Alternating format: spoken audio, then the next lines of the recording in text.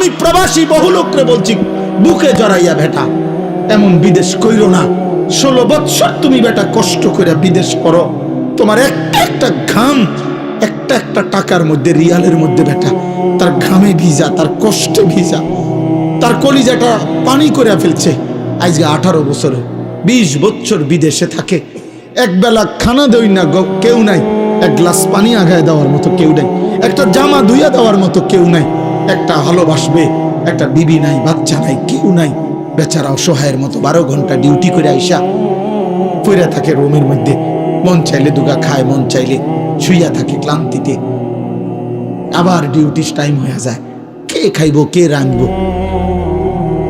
এত কিছুর বিনিময়ে তোমার স্ত্রী দেশে বাজারে বাজারে ঘুরে গ্রাম চুক্তি বেড়াইতে লয়ে কথা কয়, তোমার ছেলে নামাজ পড়ে না, তোমার মেয়ে অসৎ চরিত্রবান, চরিত্রহীন কোনো লম্পটের সাথে হারাম প্রেম করছে, আর তুমি বিদেশ করতে আসো। করো, বিদেশ করো, আরো পয়সা কামাও।